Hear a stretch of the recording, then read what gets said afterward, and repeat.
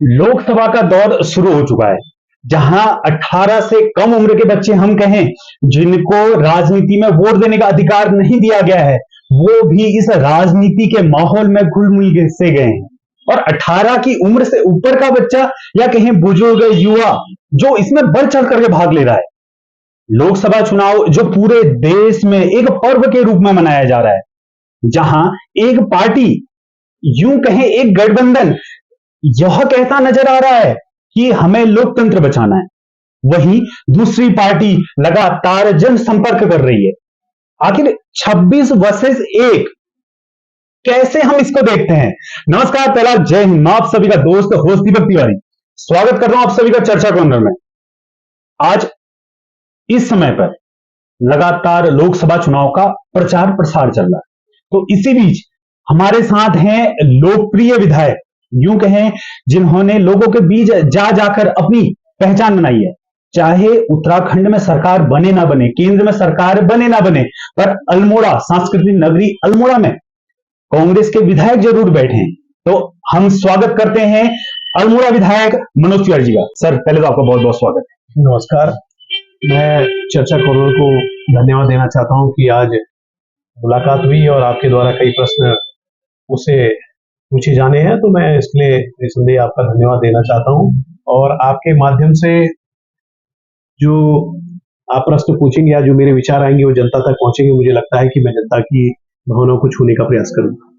कि सत्ता पार्टी पर आप कांग्रेस से हैं, तो कांग्रेस लगातार इल्जाम लगाती है कि खरीद फिरोद होती है। विधायक कहें, सांसद कहें, लगातार खरीद फिरोद का इल्जाम लगता है, तो उसे आप किस तरीके से देखते हैं? देखिए, ये लोकतंत्र के लिए अच्छी परंपरा नहीं पड़ रही है, क्योंकि हमारा जो देश चलता है वो हमारे संविधान से चलता है और हमारा ये लोकतंत्र और प्रजातंत्र के माध्यम से चलता है।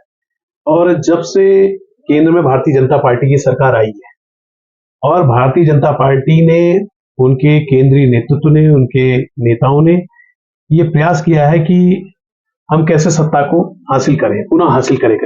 और इन सब को देखते हुए ऐसा लग रहा है कि वो पूरी जो सरकारी मशीनरी उसका दुरुपयोग कर रहे हैं। जो हमारी संवैधानिक संस्थाएं हैं उनका दुरुपयोग करके जो विपक्ष की राजनीतिक पार्टियां हैं और जिन उनके जो प्रभावशाली नेता हैं, जो उनके कार्यकर्ता हैं, उनको किस तरह से तोड़ने का काम कर रही है। किसी पे ईडी का छापा बढ़वा रहे, किसी पे इनकम टैक्स का, किस पर इनकम टैक्स के माध्यम से बढ़ा रहे, कहीं पे राजनीतिक दबाव बजा रहे, कहीं किसी तरीके से।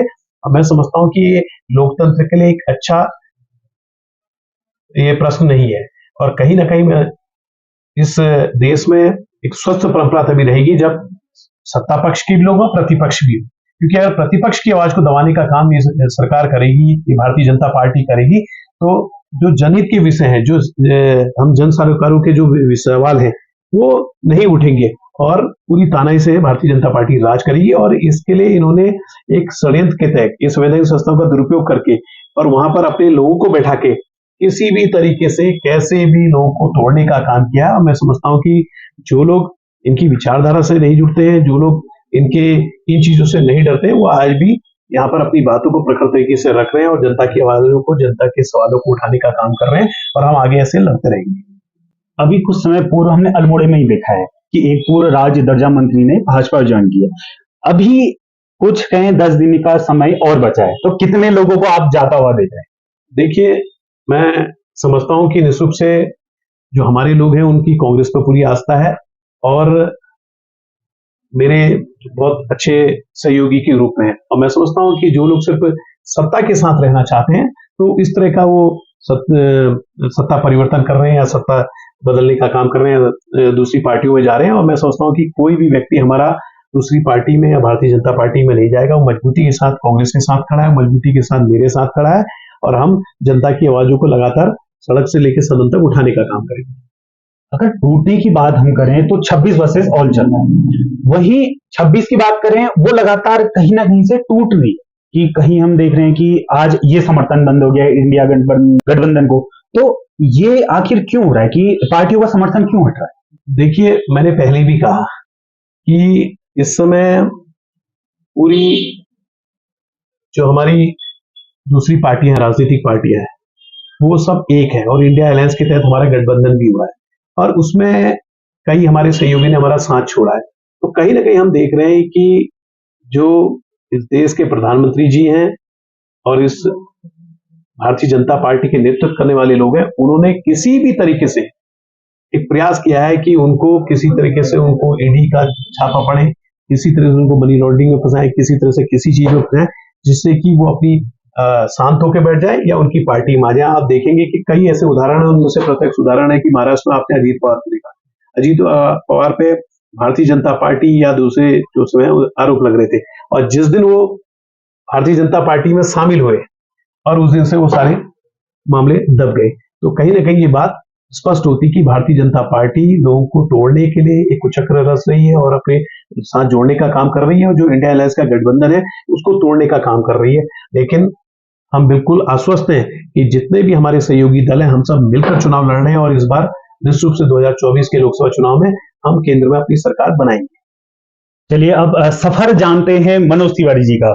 सर, हमने जितना आपके बारे में सुना है कि एक छोटे से गांव से आने वाला लड़का आज 3 बार विधायक अल्मोड़ा रह चुका है, तो ये सफर कैसे शुरू हुआ और यहां तक कैसे पड़ा है? देखिए, क्योंकि मैं पारिवारिक पृष्ठभूमि मेरी राजनीतिक परिवार से है और जब मैं छोटा था और मेरे ताऊ जी स्वर्गीय गोवर्धन तिवारी जी कांग्रेस के एक वरिष्ठतम नेता थे और उन्होंने देश के स्वतंत्रता आंदोलन में अपनी सहभागिता करी और उसके पश्चात कांग्रेस पार्टी ने उन्हें चुनाव लड़ाया, यहाँ से विधायक रहे और उत्तर प्रदेश में आबकारी मंत्री रहे, उत्तर प्रदेश में वन मंत्री रहे और अखिल भारतीय कांग्रेस कमेटी के वरिष्ठ पदों पर रहे। और उसके साथ साथ जब ये चारों जिले एक होते थे, अल्मोड़ा, पिथौरागढ़, बागेश्वर, चंपावत, और उस समय 10 साल तक इस जिला पंचायत के अध्यक्ष भी रहे हैं। तो कहीं ना कहीं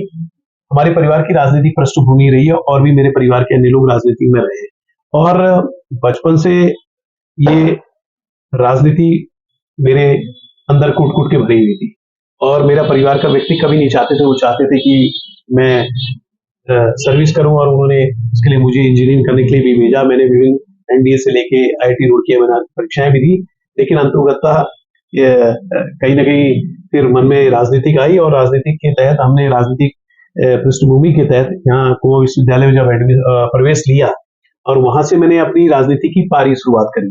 जब मैं पहली बार मैं अपने आर्ट्स फैकल्टी का ज्वाइंट सेक्रेटरी के पद पर लड़ा तो उसको चुनाव जीता, फिर उसके बाद आर्ट्स फैकल्टी का ज्वाइंट सेक्रेटरी का चुनाव लड़ा, फिर जीता, उसके बाद फिर कुमाऊं विश्वविद्यालय परिसर अल्मोड़ा के छात्र संघ महासचिव पद पे मैं निर्वाचित हुआ। उसके बाद 96-97 में छात्र संघ का अध्यक्ष पद पर निर्वाचित हुआ। 97 में जब मैं अध्यक्ष था उसी दौरान मैं नगर पालिका का चुनाव लड़ा और नगर पालिका से सभासद बना और 2002 में जब मेरा कार्यकाल नगर पालिका का खत्म होने वाला था तो मेरी पार्टी ने मुझे विधानसभा का चुनाव में टिकट दिया।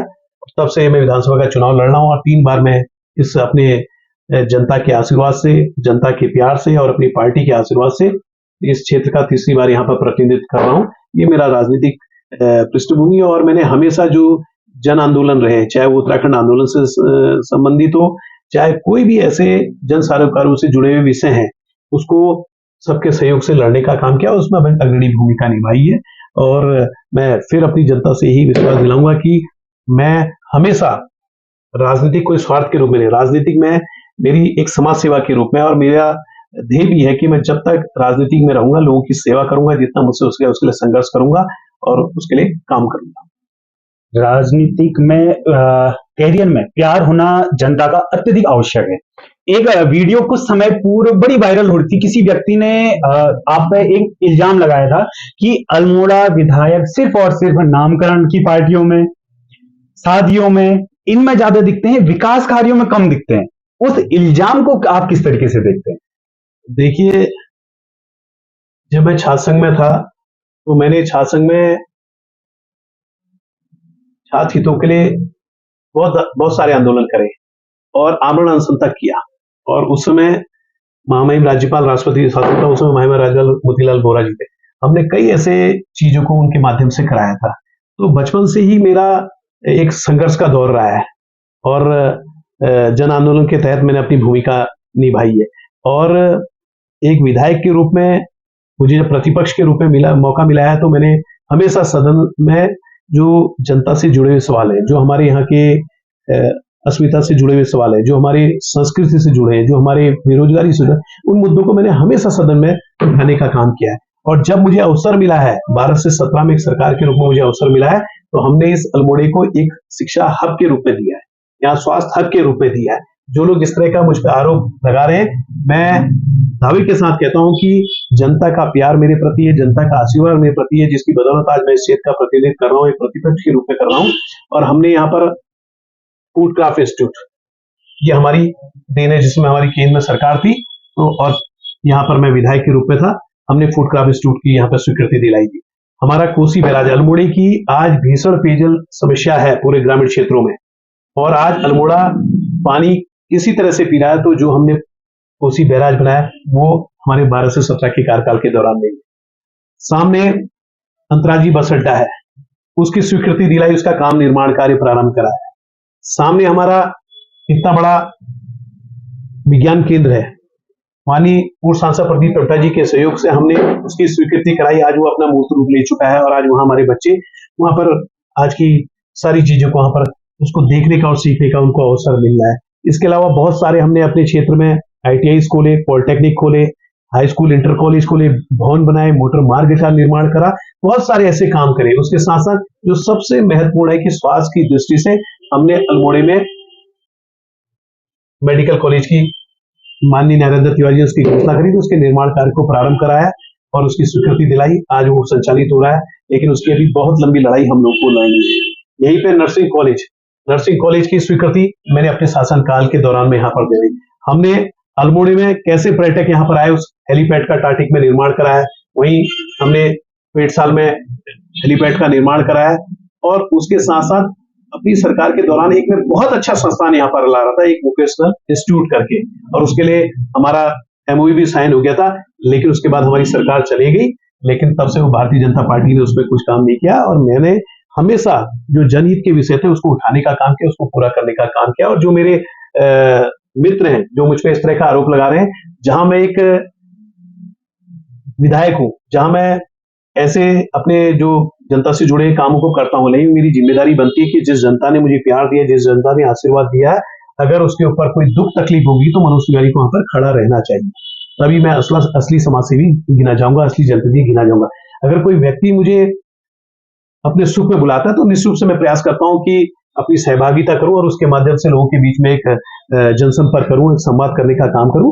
और आप जानते हैं कि मेरी लोकप्रियता को देखते हुए, जनता का प्रेम देखते हुए, जनता का आशीर्वाद देखते हुए, क्योंकि जब हम 19 विधायक जीते तो उसमें एक मैं भी विधायक, और माननीय देश के प्रधानमंत्री जी यहाँ पर अपनी विशाल जनसभा कर गए थे, तब भी मेरी जनता ने मुझे यहाँ पर जीता है। तो कहीं ना कहीं मेरी कोई लोकप्रियता रही होगी, मेरे कोई धरातल पे काम रहे होंगे, और उसी को देखते हुए मैं यहाँ पर चुनाव जीता हूँ। निश्चित रूप से मेरा दायित्व है कि मैं जनता के सुख दुख में भी खड़े रहूं, मैं उस पर कितने भी आरोप लगा दें, मैं उसके लिए हमेशा खड़ा रहूंगा। और आज भी एक प्रतिपक्ष के रूप में जब भी मुझे अवसर मिलता है, मैं लगातार इस क्षेत्र की विकास की योजनाओं के लिए लगातार शासन स्तर पर संपर्क करता हूँ, उच्च अधिकारियों से मिलने का काम करता हूँ, उसको आगे बढ़ाने का फाइलों को करता हूँ, और माननीय प्रदेश के मुख्यमंत्री जी से लेके मंत्रिमंडल के जितने हमारे साथी हैं उनसे मिलता हूँ, और यहाँ के कामों को हम बढ़ा रहे हैं। और हमारे इस अल्मोड़े के लिए बहुत सारी ऐसी योजनाएं हैं जिनको हम आगे ले जाने का काम करेंगे। इसको हम एक शिक्षा हब के रूप में, एक स्वास्थ्य हब के रूप में, पर्यटन के रूप में, यहाँ पर किस तरह से रोजगार हो, उस दिशा में कई चीजें मैंने अपने दिमाग में प्लान आउट की है, और मैं प्रयास करूंगा कि सरकार से करवाने का काम करूं और आगे इसके लिए लड़ने का काम करूं।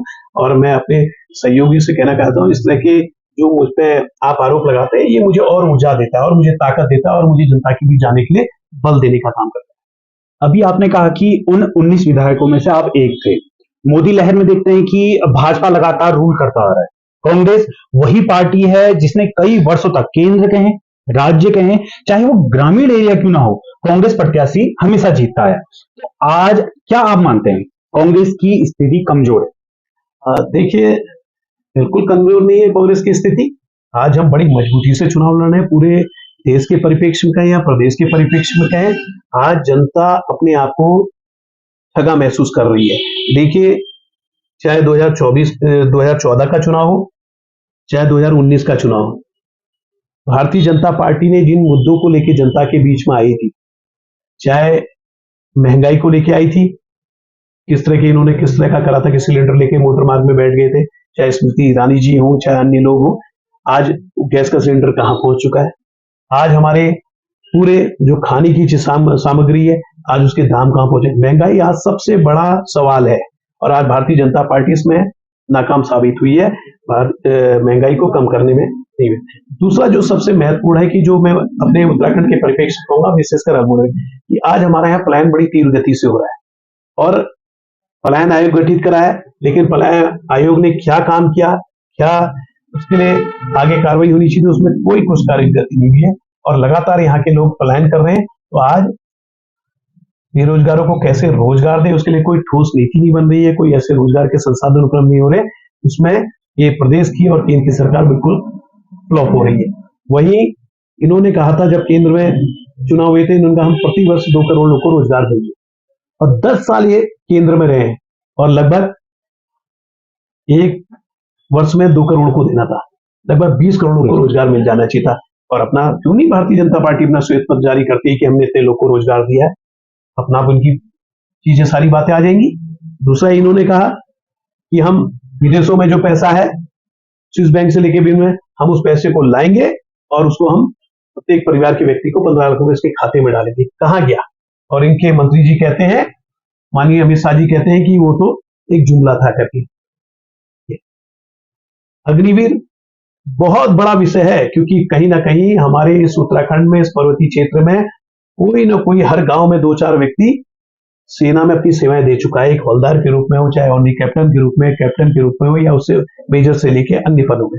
लेकिन आज बड़ा दुर्भाग्य का विषय है कि भारतीय जनता पार्टी ने, इनकी केंद्र की सरकार ने आज उसको समाप्त कर दिया। आज अग्निवीर करके ले आए और 4 साल में व्यक्ति को बेरोजगार साबित कर देंगे। हमारी मांग है, इनसे मांग है कि अगर इसको समाप्त किया जाए और नियमित पूर्व की भांति नियुक्ति की जाए। अगर हमारी केंद्र में कांग्रेस की सरकार आएगी तो हम इसको नियमित भर्ती करेंगे, पूर्व की भांति करेंगे, जिस तरह से कुमाऊं रेजिमेंट होता था, गढ़वाल रेजिमेंट होता था, सिख रेजिमेंट होता था, जाट रेजिमेंट होता था, इस तरह से होता था, उसको करेंगे। ये बहुत बड़ा सवाल है क्योंकि इससे कहीं ना कहीं वो अपने जीवन को सुरक्षित करता था, अपने परिवार के रोजगार को चलाने का काम करता था और आज वो 4 साल में रिटायर होकर आ जाएगा। एक मानसिक रूप से स्वस्थ व्यक्ति, एक परिपक्व व्यक्ति जब 4 साल में रिटायर होकर आएगा तो वो अपने आप को कैसा महसूस करेगा, जब उस पर जिम्मेदारी उसके परिवार की आएगी, उस पर अन्य जिम्मेदारी आएंगी। तो ये बहुत बड़ा सवाल है। उसके साथ साथ आज उत्तराखंड में देख रहे हैं कि आज हमारी शिक्षा व्यवस्था बिल्कुल चौपट हो गई, बिल्कुल चौपट हो गई।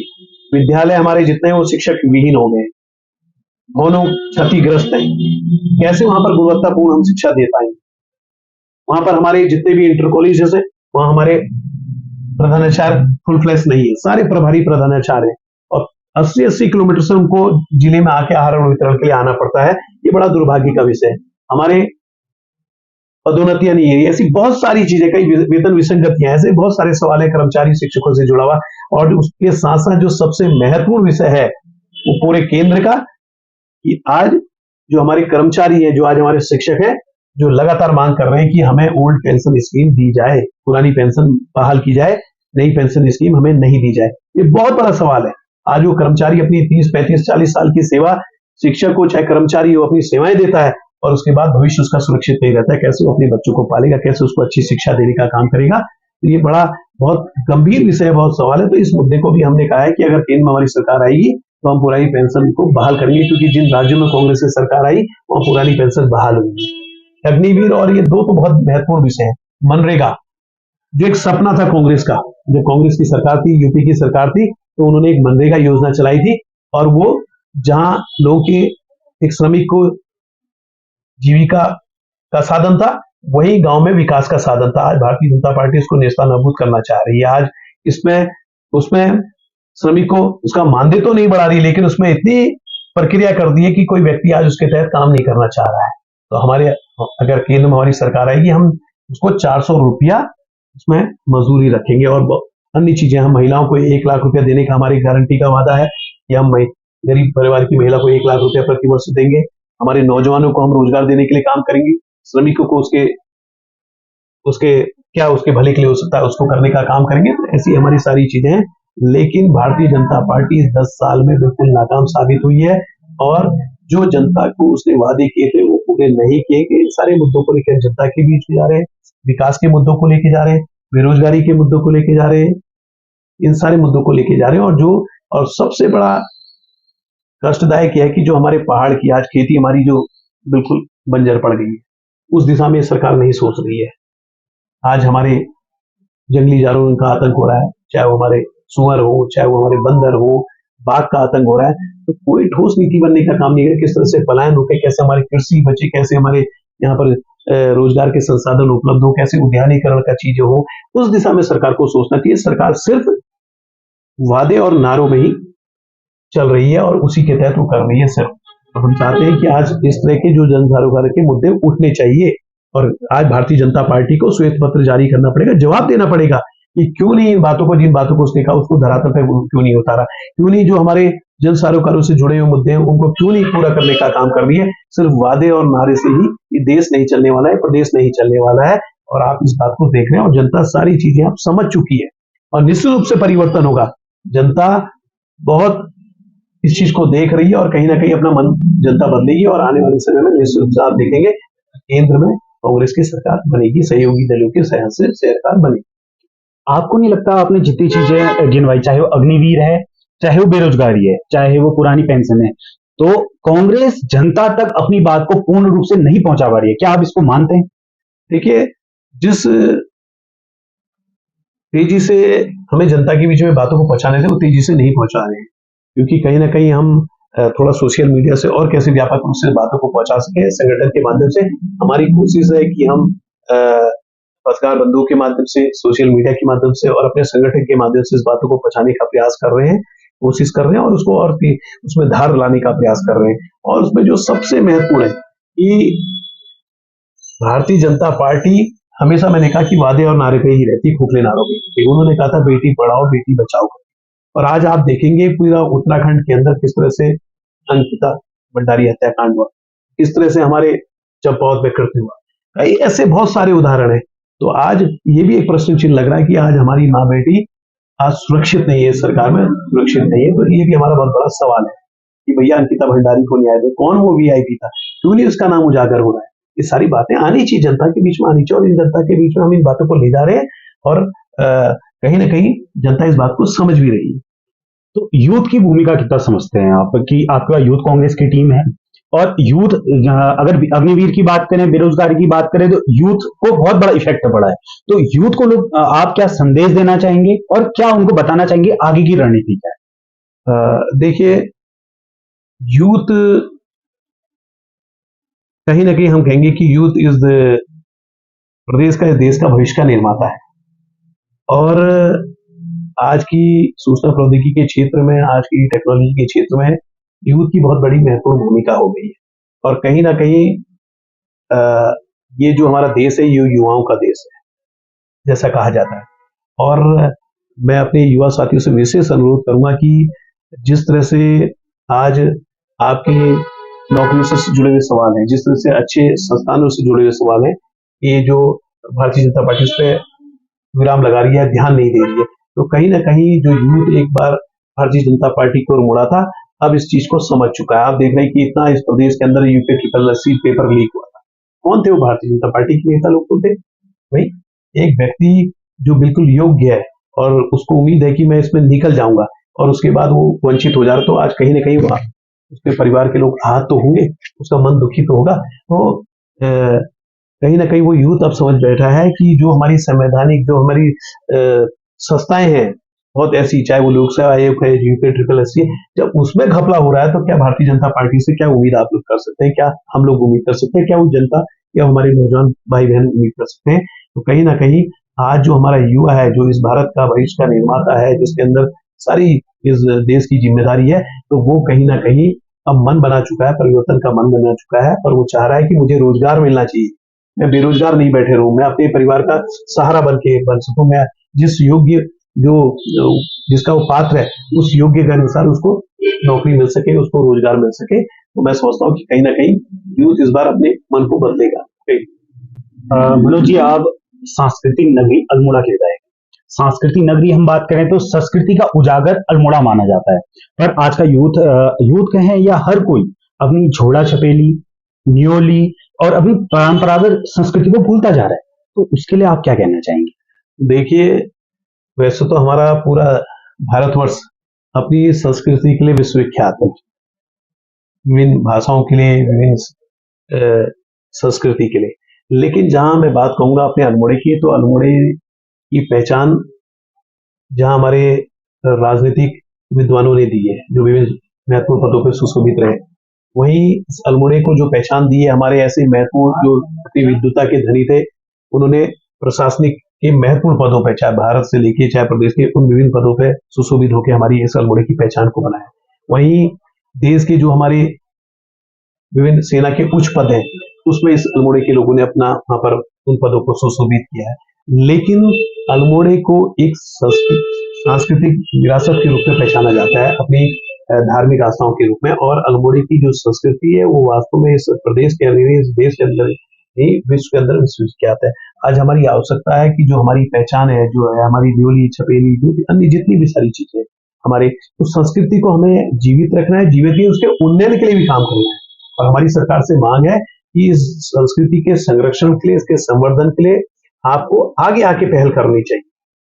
हमारी धार्मिक आस्थाओं को लेकर, हमारी जो रीति रिवाज है, जो हमारी मान्यता है, और हमारी संस्कृति जिंदा रहेगी, हमारी धार्मिक आस्थाएं, परंपराएं जिंदा रहेगी, तो हमारा ये शहर भी जिंदा रहेगा, हमारा ये प्रदेश भी जिंदा रहेगा, हमारे देश भी जिंदा रहेगा। मनोज जी, हमारे चैनल चर्चा को की हम मुहिम चलाते हैं, नशे को ना जिंदगी को। आज का युवा देखें नशे के दलदल में फंसता जा रहा है, तो उस युवा को आप क्या संदेश देना चाहेंगे कि इस नशे से कैसे दूर रहा जा सकता है? देखिए,